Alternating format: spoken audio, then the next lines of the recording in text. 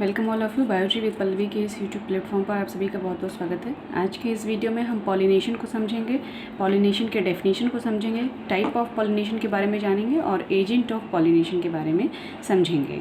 कुछ डायग्राम भी बनाया हुआ है, इसके थ्रू भी हम पॉलिनेशन को समझने की कोशिश करेंगे। सबसे पहले हम पॉलिनेशन के डेफिनेशन को अगर हम समझें तो पॉलिनेशन की डेफिनेशन है कि transfer of pollen grains from anther to stigma is known as pollination, यानी कि पॉलन ग्रेन का एंथर से स्टिग्मा पर ट्रांसफ़र होना ही पॉलिनेशन कहलाता है।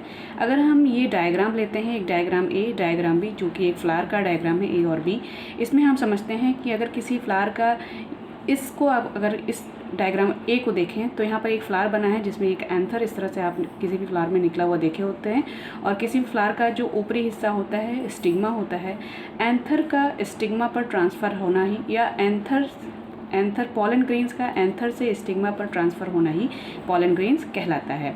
पॉलन ग्रेन दरअसल दो तरह का से हो सकता है, पहला सेल्फ पॉलिनेशन और दूसरा क्रॉस पॉलिनेशन। सेल्फ पॉलिनेशन यानी कि किसी भी प्लांट में एक सिंगल प्लांट के जो फ्लावर होते हैं उन्हीं के एंथर से पॉलन ग्रेन्स उनके स्टिग्मा पर जब ट्रांसफ़र होते हैं तो इस तरह के पॉलिनेशन को सेल्फ पॉलिनेशन कहा जाता है। जबकि जब दो अलग अलग फ्लावर से पॉलन ग्रेन्स का ट्रांसफ़र होता है एंथर टू स्टिग्मा तो इस तरह के पॉलिनेशन को क्रॉस पॉलिनेशन कहा जाता है। एक बार फिर से समझते हैं सेल्फ पॉलिनेशन और क्रॉस पॉलिनेशन को। सेल्फ पॉलिनेशन वो होता है जब सेम प्लांट, इसकी एक बार डेफिनेशन देख लेते हैं।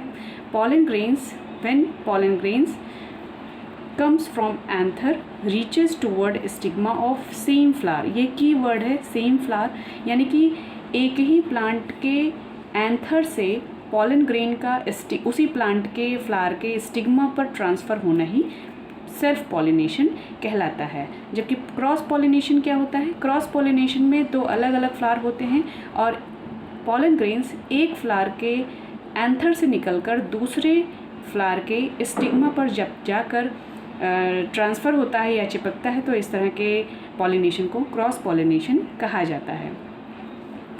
क्रॉस पॉलिनेशन का कुछ और कहीं कहीं किसी बुक में नाम अलग से दिया होता है, इसको जीनोगैमी भी कहा जाता है या एलोगैमी भी कहा जाता है, तो परेशान होने की ज़रूरत नहीं है।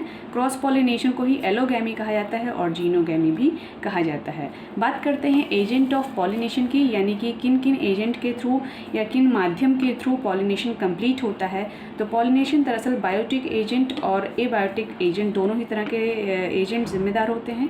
बायोटिक एजेंट में आपके बटरफ्लाई यानी तितली, हाउस फ्लाई, माथ, बीज, हनी बी, बर्ड्स और रेप्टाइल्स आते हैं। रेप्टाइल्स यानी कि जो रेंगने वाले जितने भी जीव होते हैं उन्हें रेप्टाइल्स में रखा गया है, रेप्टीलिया में रखा गया है, फाइलम रेप्टीलिया में। और बर्ड्स ज़्यादातर तो बर्ड जैसे किसी एक फ्लावर पर बैठी और वहाँ से उनके पॉलन ग्रेन्स उनके पैरों पर या पंखों पर चिपक गया और वही फ्लावर किसी दूसरे फ्लावर के जाके किसी दूसरे फ्लावर पर बैठती है तो वहाँ के पॉलन ग्रेन्स उसकी जो पहले से उसके पंखों पर चिपके होते हैं वो वहाँ पर ट्रांसफ़र हो जाते हैं ईजिली।